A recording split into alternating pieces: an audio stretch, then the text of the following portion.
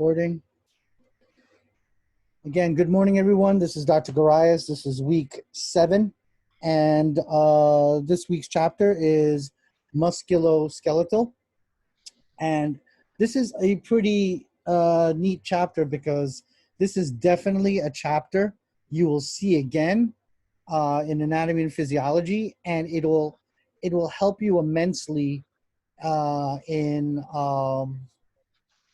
helping memorizing all those bones and all the muscles and all that, because if you know your medical terminology, you can it's easier to understand, and I'll show you momentarily. So we start off always with medical specialists, and one of these people is the Department of Orthopedics. And if we look at the word ortho means straight, peds means walk. And what do you call that? If you've ever broken a bone, orthopedics, walking around with a broken bone, it's a considerable amount of pain. And also, if it doesn't heal correctly, you're going to have considerable amount of pathology and other issues.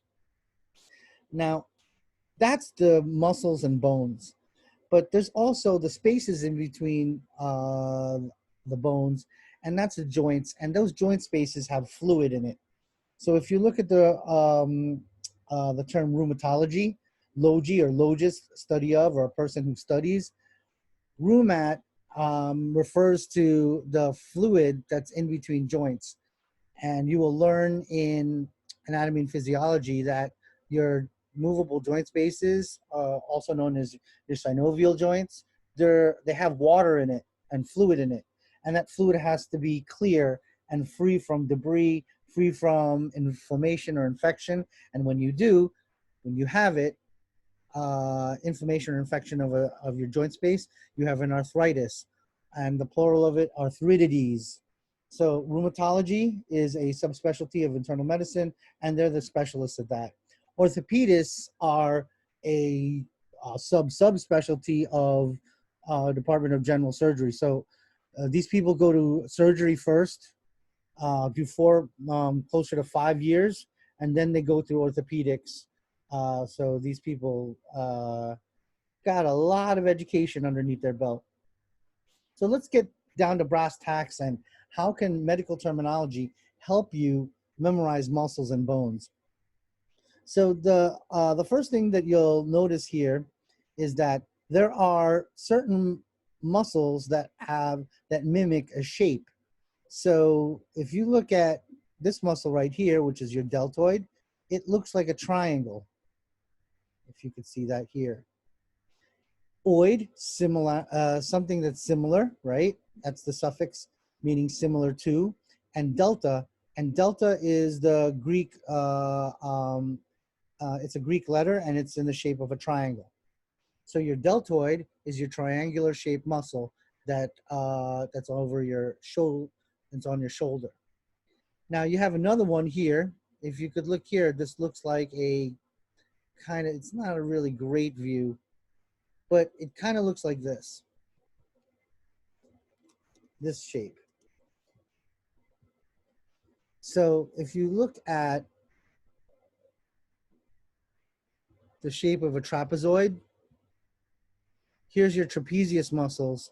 So you'll see that, let's look at if you saw the shape of this, right? You look at the shape of a trapezoid, it's kind of like part of your back, like this, especially if you put two of them together. And your trapezius, that is the muscle that, if you look at really, really big football players, that's the one that makes them look like they have no neck. You've got to use your imagination a little bit. But that's your trapezius, or your traps, and that is located in the posterior portion of your body. So looking at those two, deltoid and trapezius, you also have another muscle in here called your rhomboidus, and of course it's in the shape of a rhomboid.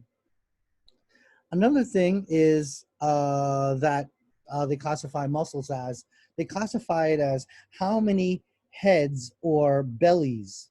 So sep or ceph means head. So if you look at your triceps, it has, well, one that's not, you can't really see. So 1, 2, 3. So your triceps have 3 muscle heads or 3 bellies. Your bicep right here has 2. And you have your quadriceps in your thigh, and that's 4. So if you're looking for triceps, you're looking for a set of 3 muscles. You're looking at your biceps, you're looking at a set of 2. If you're looking at your thigh muscles or your quadriceps, you're looking at a set of 4. So bi, 2, tri, 3, quad, 4. Oh, I forgot to mention also shape. I mentioned deltoid and trapezius, but how about your face? If you look at the muscles of your face,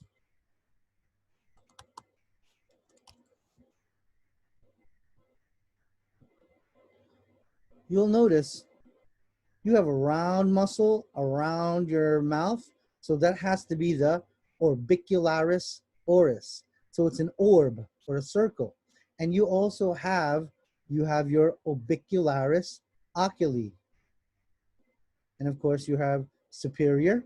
So of course the one up top, and then your ones on the side right here, which is your lateral. Al pertaining to the side for lateral, superior, eor pertaining to what? Upper. And here's a nice one regarding location, which I'm about to talk to you in a minute. This muscle's in the front, so it has to be called the frontalis. So these are the medical terminology, how you can use medical terminologies for you to remember things. So let's look at now the next category as in location. Now, look, the frontalis, which is this thing right here, right? Oh, by the way, you also have a temporalis near your temporal bone. That's right here, right? So that's location as well. Even when you look at the triceps and biceps brachii, brachii means upper arm. And if you look at here, this particular muscle, your brachialis, that's part of your muscle of your upper arm. So brachii means upper arm.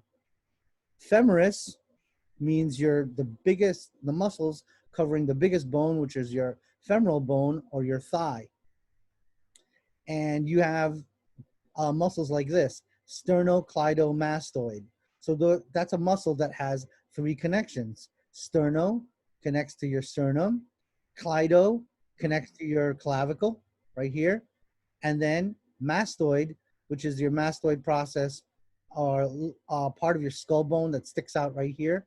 So you have the sternocleidomastoid, and you can see it's 1, 2, 3 connections.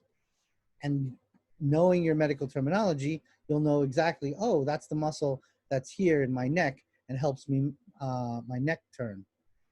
Your chest is pectoralis, and you have major muscles and minor muscles.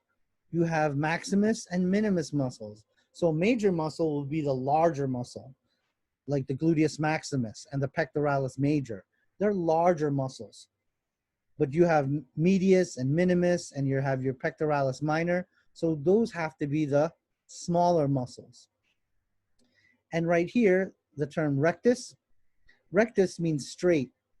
So your rectus abdominis has to be the straight muscles that run straight up and down in your abdominal. You also have a rectus femoris.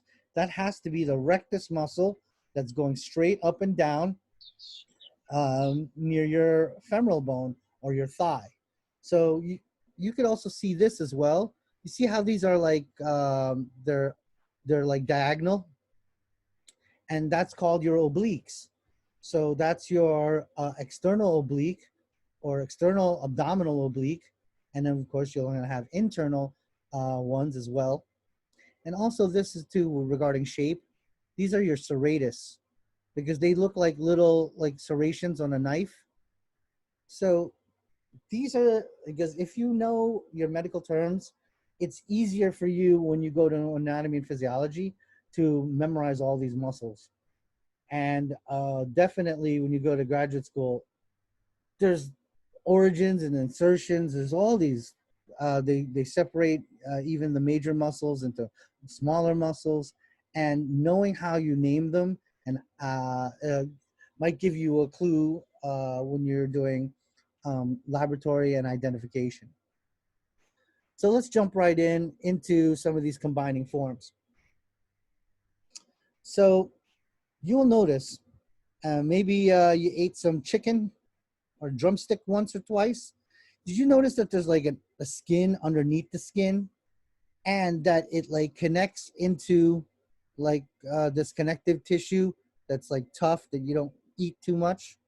So that's your fascia. Fascia is this like fibrous covering. I call it the skin underneath the skin. So if you look at a drumstick, like on some chicken, and that would be the femoral bone of the chicken, and what you're really eating is quadriceps, albeit tasty. So that fascia will then come down and then form a tendon. And what tendons are, if you look down here, tendons are the connections between bone and muscle. So you have Achilles tendon right here that connects into your gastrocnemius, right? So there's a covering of the gastrocnemius called your fascia, and then it connects into the Achilles tendon. Let's say, for example, this person's an athlete, totally messed up their gastrocnemius, may have had a tear in the Achilles tendon and some of the fascia. So they're going to perform a fascioplasty, repair, and they have to repair the covering, because if this gets all bent, or maybe a fracture or whatever of the bone, this could get all messed up and we have to repair it. Sometimes we just have to cut into the Achilles tendon to relieve pressure, and that's called a tenotomy. We're just making an incision, we're not taking it out. Tomy, to cut. Fibro or fibrous tissue, anywhere you have fibrous tissue, you can have a lump or bump or a potential, it's a tumor of fibrous tissue, so you can have a fibroma. And remember, a fibroma is not cancerous until we get the biopsy back saying it's cancer.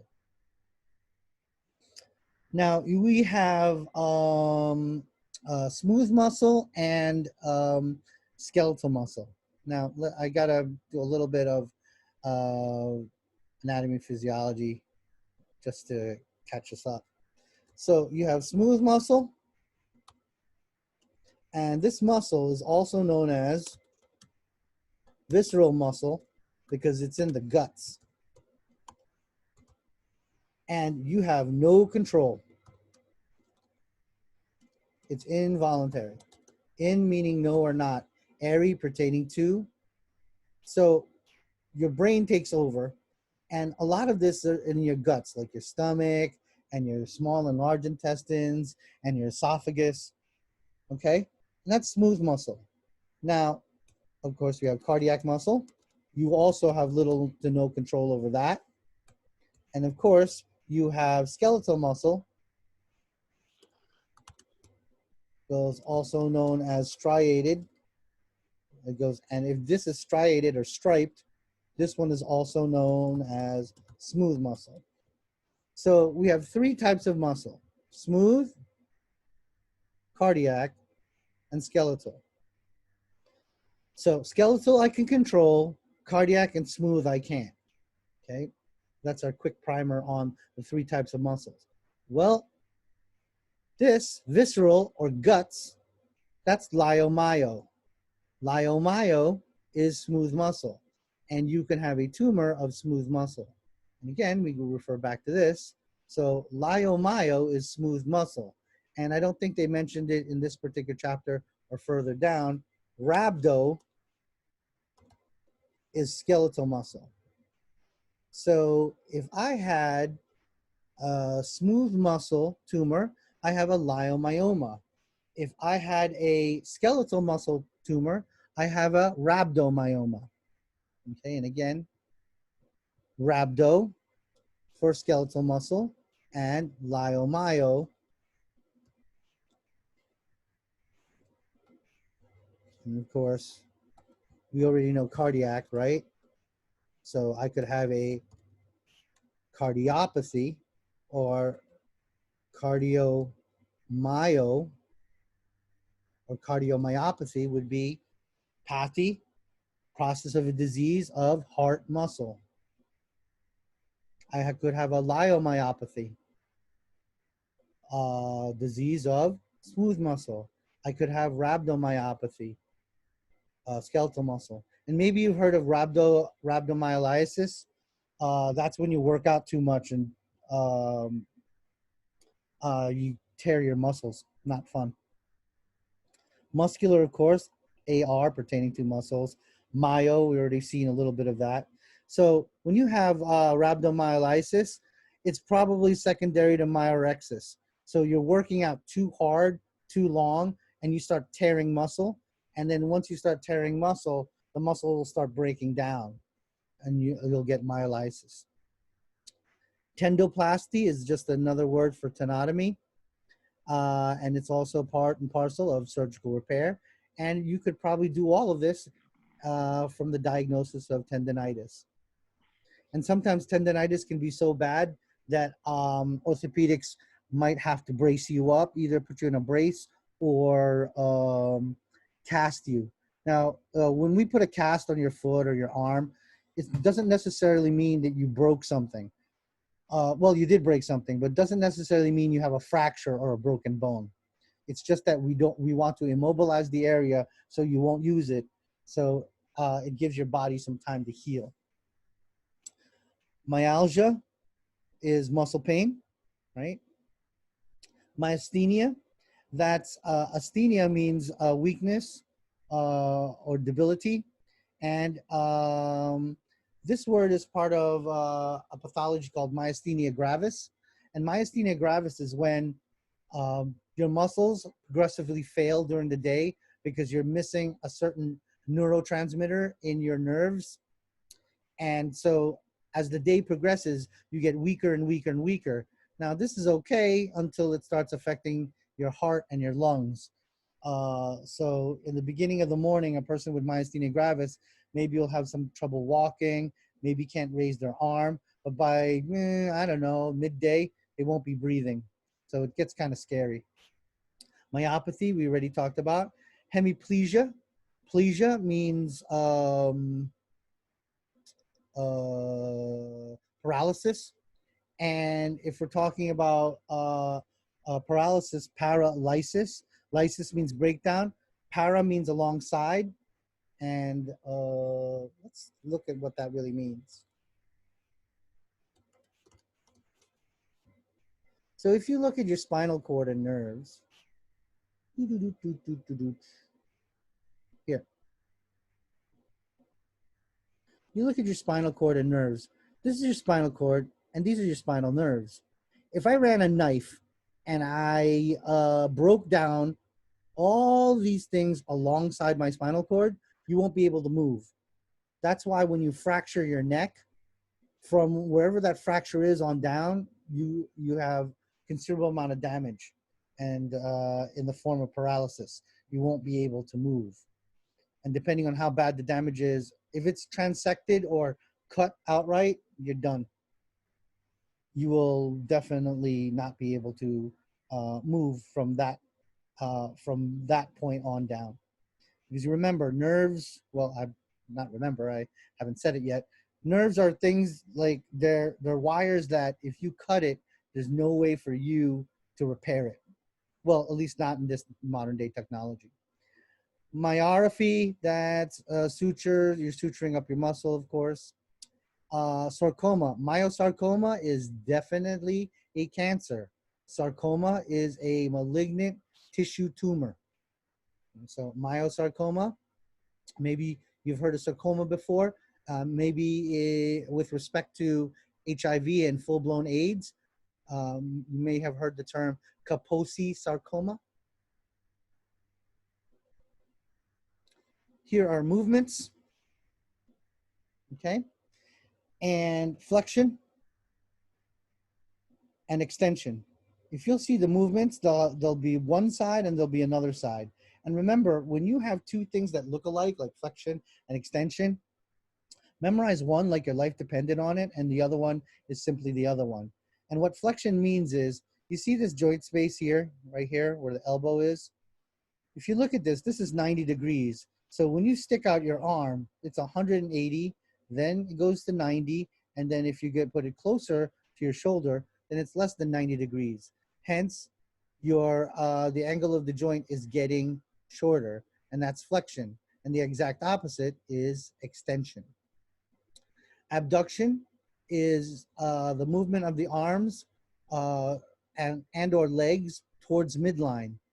So when you add, as in addition, to the midline, that's adduction.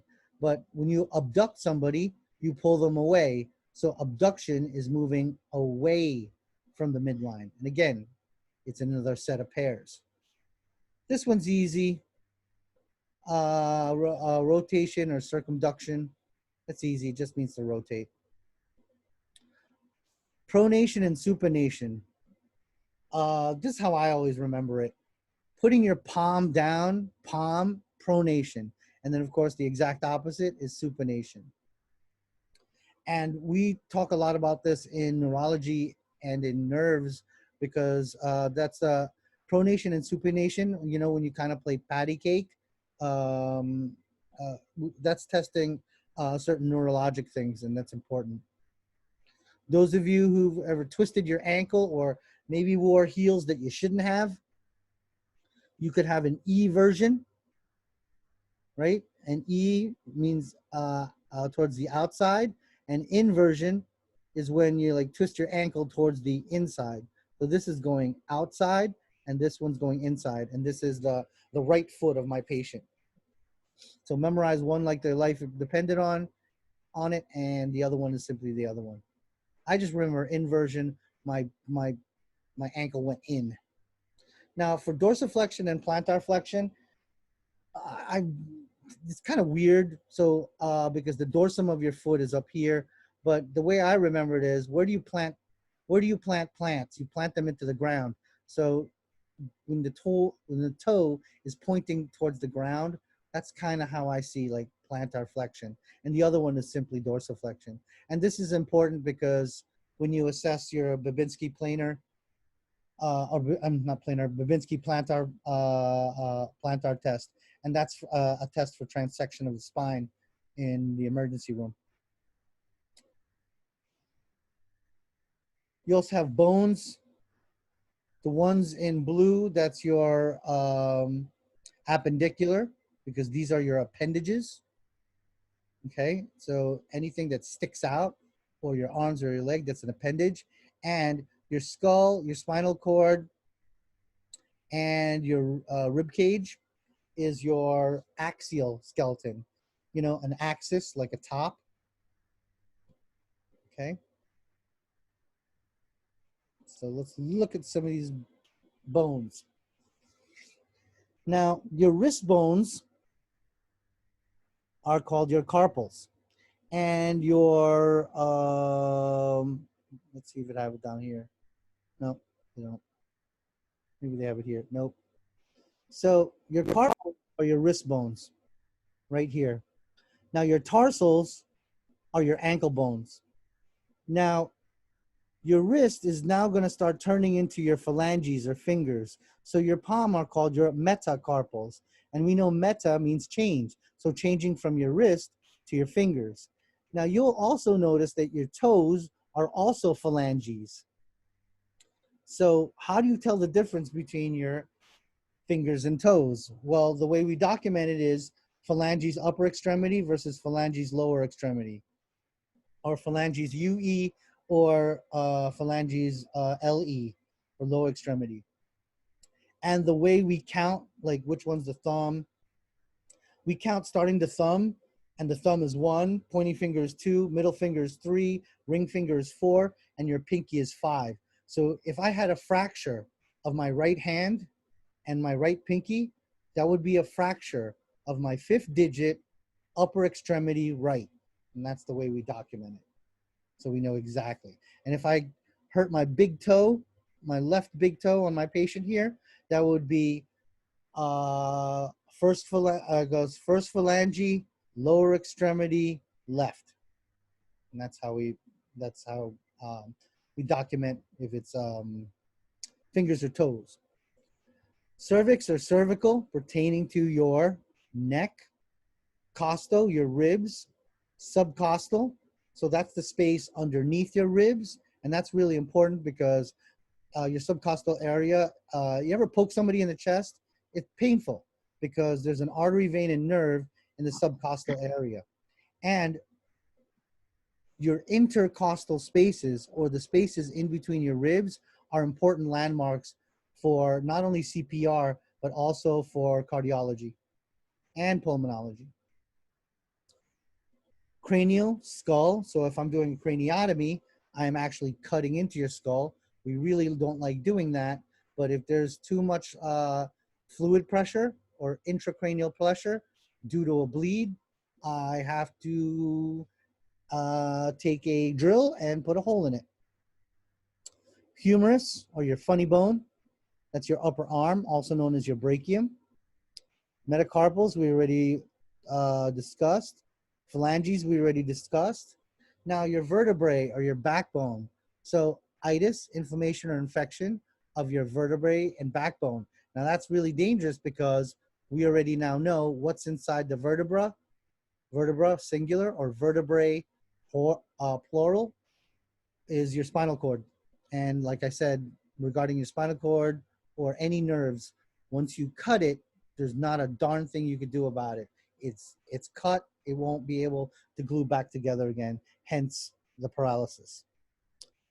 Sternocostal, that's your sternum, is your breastbone, or your, I forgot what's another way to call it. Right here, your sternum. And that's the corpus or body. And right at the end of your sternum is your xiphoid process, which is a little part of the bone that sticks out. And that's a landmark for CPR. Your heel bone, calcaneum, right? I always remember a heel bone as, it sounds like calc or calcium, hardness. And that's why I always remember heel. Your femur, of course, is your thigh bone, largest bone in your body. And it has also a decent sized artery and vein set there. So you break your femur, you get a femoral bleed. That's not a good thing. I've had patients who had a femoral bleed. They die within the hour. Very scary. Now your tib-fib. You have your tibia and your fibula. And here, how do you know which one's which? This is your tib-fib, your lower leg. And we say tib-fib because if you break the larger, more anterior tibia, which is your shin, odds are your smaller posterior fibula will break as well. And that's called a tib-fib fracture. Okay. Patella was your kneecap. I could remove it and then replace it with things and plates and pins and rods. Pelvis, pelvimetry, is when I either use an ultrasound or we use surgical instruments or even your finger to measure the pelvis. So metry, process of pelvic pelvis. And of course, your pelvis is your hip bone. Radiograph is a fancy word for X-ray, hence the term of the department, radiology. Oh, here's tibia. Now we found it.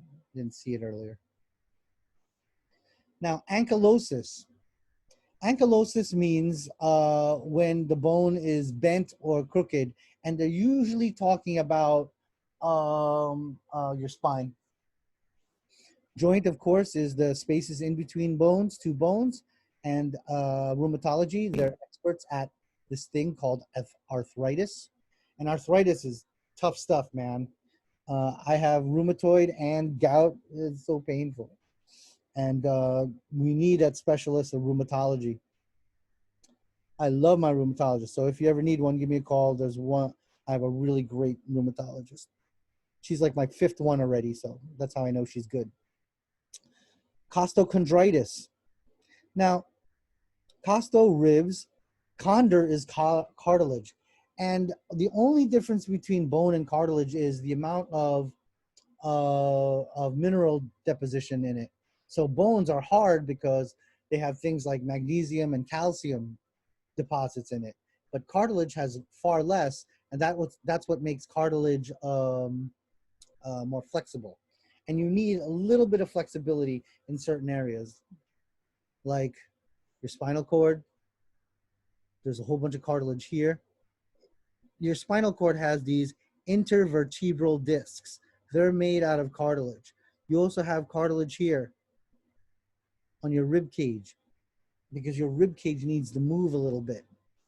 There's also cartilage here in your pubic symphysis right here.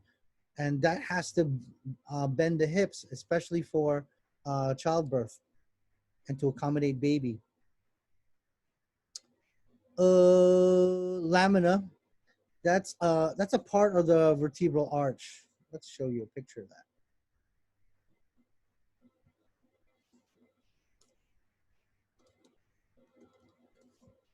So you know what it is.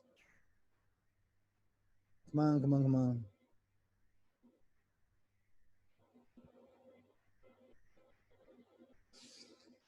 So this is your, looks like thoracic vertebra. And I know because it has articular process here to connect to the ribs. Here's the vertebral foramen or hole. And this houses the spinal cord. Well, the spinal cord, oh, maybe here's a better picture. Oh, here's a better picture. So you can see intervertebral disc, and you have a spinal cord here and a spinal nerve. So the spinal nerve lies along the lamina. Now, what will happen if you have a slip disc and it starts impinging on this nerve? You're going to have some paralysis. You can also have some pain. Or what happens if this lamina, you know, here or here, breaks off, and then it could ruin the disc. It could ruin your spinal cord.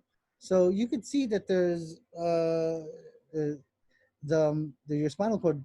I mean your what do you call it? Your vertebra is quite complex and serves to protect not only your spinal cord but your spinal nerves as well. And you could see pathologies in that area regarding bone can show significant pathology, especially when you get older. Osteo is bone. You can have infection of that. We already went over ortho. Myelo is bone marrow. So inside the bone, there's bone marrow. Myelo can also mean spinal cord. So a myelocele, which is a hernia or swelling, it could mean a hernia or swelling in your bone marrow and or spinal cord, depending on its context. Let's look at these two things together. Osteoclast and osteocyte, right? And let's look at the word also, osteoblast.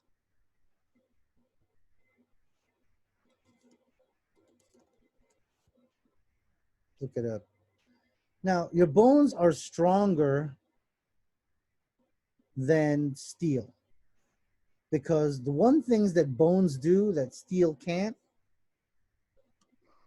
is reform. Where it is, here it is, maybe this picture. Okay. And this could take down 3 words with one shot. And we're always about, you know, making connections. So your bone is stronger than steel because it's constantly reforming. It's called reformation. So your osteocyte is, of course, osteobone site cell. Well, your bone is constantly breaking down because of this osteoclast.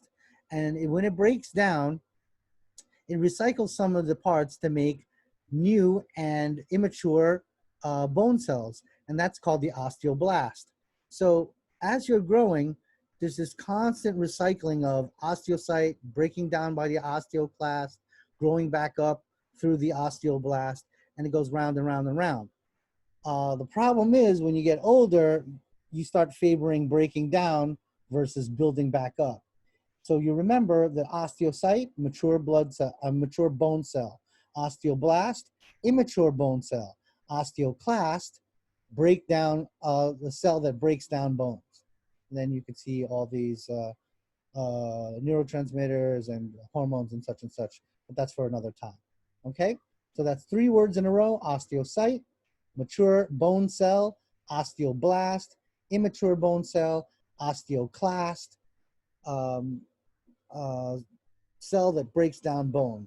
Now, this is how I remember it. When you clash or I see the word classed or I hear it, it sounds like a crashing or a breaking down. And I remember blast or blast cells. Blast cells are immature cells.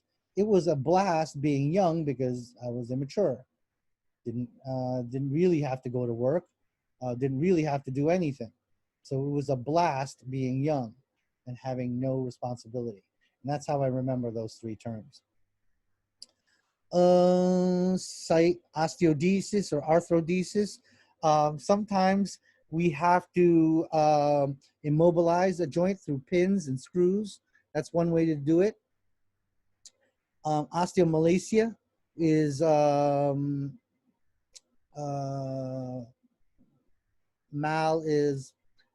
malformation and softening of the bone. And diaphysis versus epiphysis. I got to show you another picture.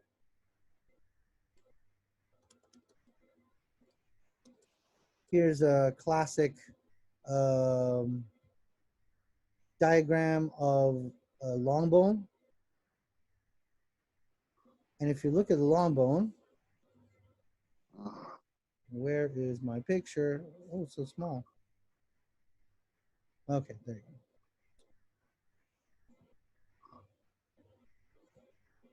Come on.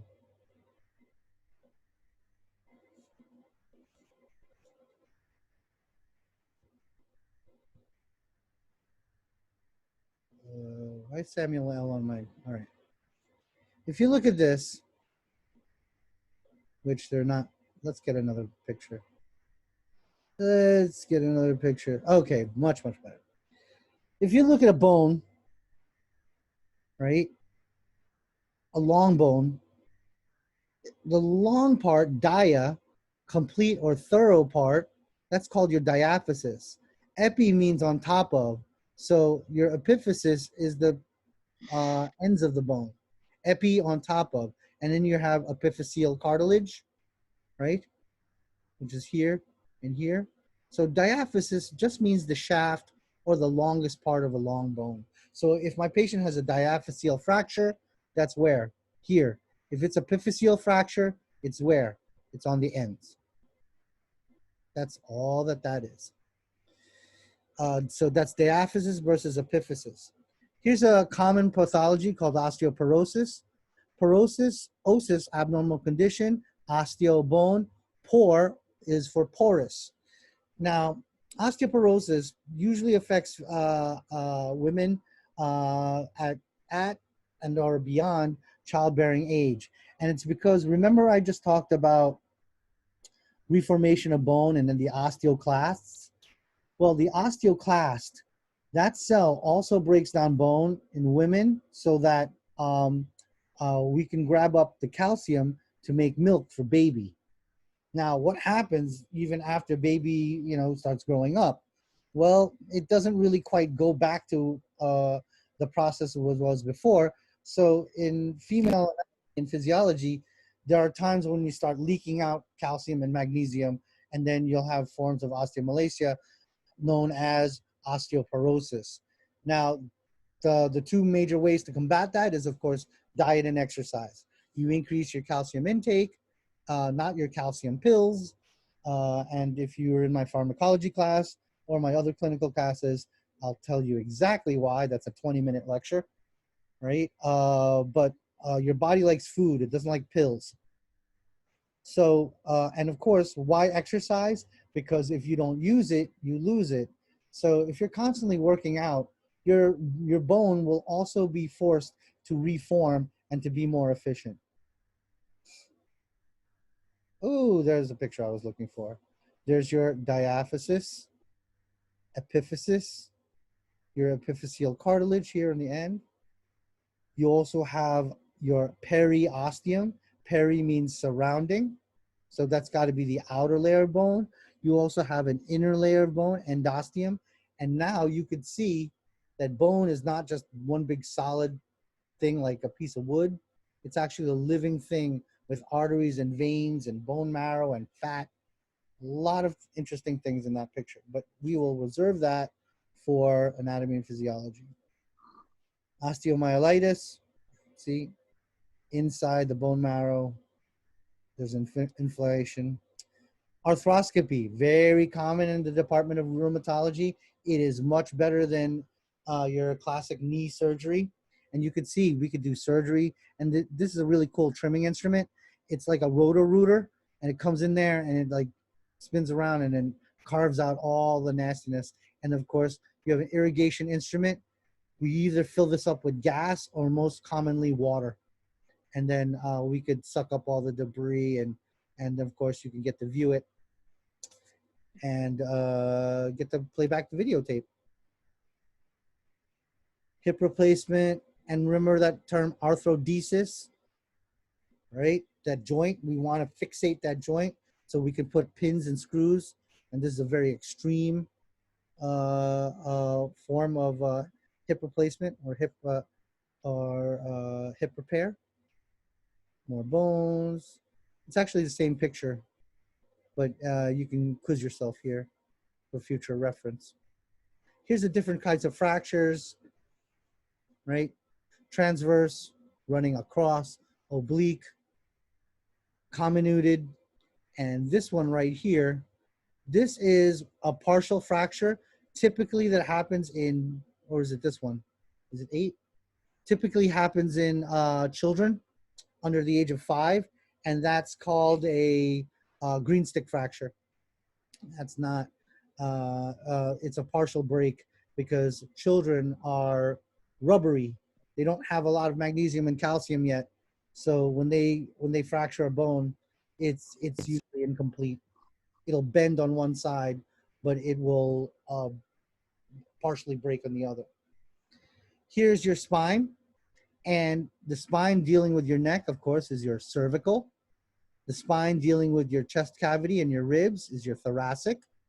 The spine dealing with your loin or waist level, that's your lumbar. And the fused last set of bones right here is your sacrum. And on the very, very bottom is your coccyx or your tailbone. So you have your cervical, thoracic. There are 7 cervical, 12 thoracic, 5 lumbar, 6 fused sacral, and 1 coccyx. Okay, so if my patient has a coccygeal fracture, they fractured their what? Tailbone. They have a cervical fracture, they fractured their neck. Thoracic, they fractured the ribs that are associated, the spinal cord associated with your ribs, and lumbar, of course. Now, you can see there's a curvature here. This is a natural curvature when you look at the sides. But when you're looking at a person straight on, from front to back, it should be straight. And if it isn't, then you have either lordosis, kyphosis, or scoliosis. These are nice to know. And the way we number things in the cervical spine is C1 through 7, lumbar L1 through L5, sacral S1 through S5, and of course your coccygeal will be the 6th. Thoracic T1 through T12. All the other ones are nice. By the way, a DO is just like an MD in the United States of America. We have almost similar training, even in surgery nowadays.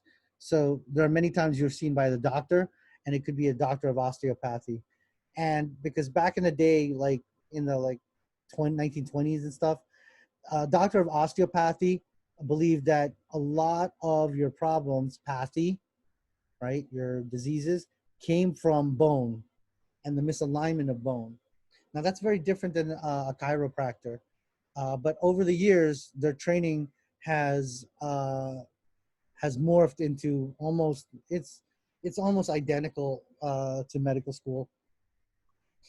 Actually, when I was in training, I think like 20% of us were from schools that were DOs. So it's the same thing in my opinion. You could look at the muscular disorders, but they're more for your pathology. Here's that herniated disc. This is your intervertebral disc, or that cartilage that's in between your vertebra. This is called the nucleus pulposus herniation. It's when the pulp, or the inside part, breaks away, and you could see how the lamina pushes against the spinal cord. It's going to cause pain. It also causes paralysis. So you could see how if we can't deal with the disc, we can have a laminectomy and remove that lamina and alleviate the pressure here. That's very, very dangerous. Rheumatoid arthritis with deputure nodules and deformities already. Talipus equinovarus, nice. You know, it's an inversion of feet, but that we solved that with braces. Oh, thing I was talking about. So when you're looking at the spine on the side, this is the normal curvature. But when you're looking at it from front to back or back to front, it should be straight. So if it's like this, that's called scoliosis. If there's a humpback, that's called kyphosis. And if this has an exaggerated lumbar, that's called swayback or lordosis. Let's look at some drugs. Bone reabsorption, gold salts, but this is very common, Nsaids. Nsaids are non-steroidal anti-inflammatory medication or anti-inflammatory drugs. Most of them are over the counter, but some are require a prescription. Okay, and they're for, you know, typical things like RA and what I got. I have RA and gout, so it's for the arthritis or the arthritides. Now, discussion for this week, right? Look at the radiology report. Look at the operative report. Pick one. 5 questions, multiple choice. Easy peasy. And of course, don't forget your quiz. And the medical language lab is kind of funky. And I'll be emailing people today. On those of you I don't see anything, it could be an issue. I've been emailing people who have that issue. I'll be emailing them, you know, your own stuff that you can work on and then submit. Because Medical Language Lab changed their, some of you who still have access and looking at it, they changed their view, and that's why everything's like, even access to your textbook, everything's kind of new and different. But new and different, you know, is what it is. Okay, does anyone have any questions, comments, or recipes regarding today's event? If not, we can call it a day. Anybody? We're all good? We're all good. Thank you very much. All right, you're welcome. Have a good day, everybody. And I'll see you when I see you. Okay, sir.